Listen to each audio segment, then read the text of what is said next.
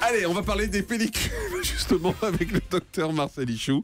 Environ 1 Français sur 3 a des pellicules. Elles donnent un aspect inesthétique, négligé, qui peut vite devenir gênant. Et surtout dans une société où l'apparence tient une place importante. Mais sont-elles vraiment bénignes? On parle avec ça de vous, docteur Ichou. D'abord, les pellicules, c'est quoi exactement? Vous savez, le cuir chevelu se renouvelle, les cheveux se renouvellent, et dans leur renouvellement, il y a une déperdition de la couche superficielle qu'on appelle des squames et qui donne des pellicules quand le phénomène s'accélère. En fait, c'est un renouvellement normal, mais qui parfois s'accélère sous l'influence de différents facteurs que je peux vous citer, qui sont en fait l'irritation du cuir chevelu par un brossage intempestif, un séchage intempestif, le stress, enfin divers maladies.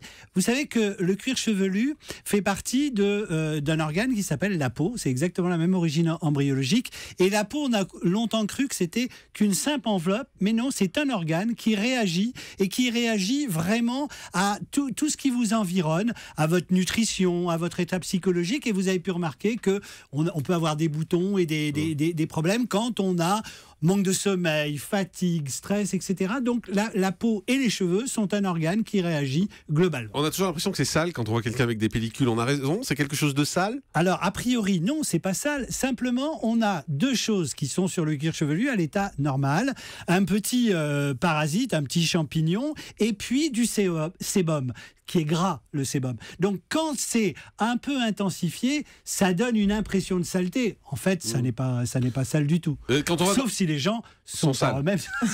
Non, mais le fait d'avoir des pellicules ne veut pas dire qu'on est sale. Absolument pas. Absolument pas. Là, il faut vraiment rassurer les gens. Ça n'a rien à voir avec la saleté. C'est pas quelqu'un qui se lave pas les cheveux. C'est pas forcément ça. Pas du tout. Parfois même, c'est le contraire. C'est-à-dire que ce sont des gens qui sont trop propres et qui se surlavent. Voilà. Très bien. On va. Non, mais pour les pellicules, juste, j'ai un truc à dire. Il y a plein de produits qui se vendent en pharmacie. Et alors, il y en a un qui marche pas mal. C'est un produit qui contient du zinc. Ça veut dire qu'on s'asperge. Ça peut se faire sur les cheveux humides ou sur les cheveux secs. Et ça se passe très, très bien. Et le deuxième produit, c'est les shampoings. Moi, je trouve ça. Moi, j'en ai eu des pellicules. Et les shampoings marchent forcément bien. Parce qu'en fait, ça permet non seulement d'hydrater la peau, mais en même temps, les crèmes permettent également de détacher une partie des pellicules. Alors, la question à laquelle il faut répondre, c'est savoir, c'est quand on a des pellicules, Marcel, est-ce qu'il faut en permanence se laver les cheveux ou c'est le contraire parce que ça desquame, il ne faut pas trop se laver les cheveux? Alors, il faut se laver les cheveux, mais il ne faut pas utiliser des dosages trop importants. Parce que comme vous avez les cheveux qui sont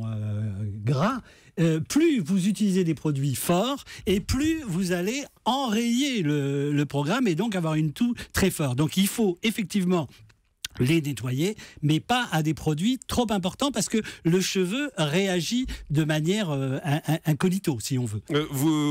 La question de savoir, c'est s'il faut consulter ou alors si on peut en fait se contenter d'utiliser un shampoing classique. Alors, à un certain moment, si ça ne passe pas avec les shampoings classiques, à un moment, il faut aller consulter parce que vous ne pouvez pas le laisser. Il faut voir s'il n'y a pas d'autres raisons. Parce que je vous ai dit qu'il peut y avoir un bilan tout à fait originel, mais il peut y avoir aussi des troubles constitutifs avec des pellicules qui sont dues à un inconvénient type le psoriasis. Donc il faut parfois faire une recherche pour voir s'il n'y a pas un sujet qui vient contaminer le cuir chevelu. C'est tout à fait possible. Mais ça, on ne peut pas le savoir à l'avance. C'est-à-dire si ça perdure trop longtemps, il ne faut pas hésiter à faire la recherche. Quels sont les conseils qu'on peut donner pour éviter justement les agressions du cuir chevelu? Par exemple, je crois que se sécher les cheveux, c'est pas bon.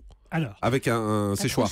L'idée, c'est effectivement de ne pas utiliser de choses trop importantes, c'est-à-dire trop chaud, trop importante avec des produits qui vont être trop inflammatoires, le faire sans arrêt, les nettoyer sans arrêt, c'est-à-dire plus vous abîmez le cheveu et plus il va réagir par ce type de comportement. Donc il faut les nettoyer mais lentement, une fois de temps en temps, à des températures qui sont pas trop chaudes.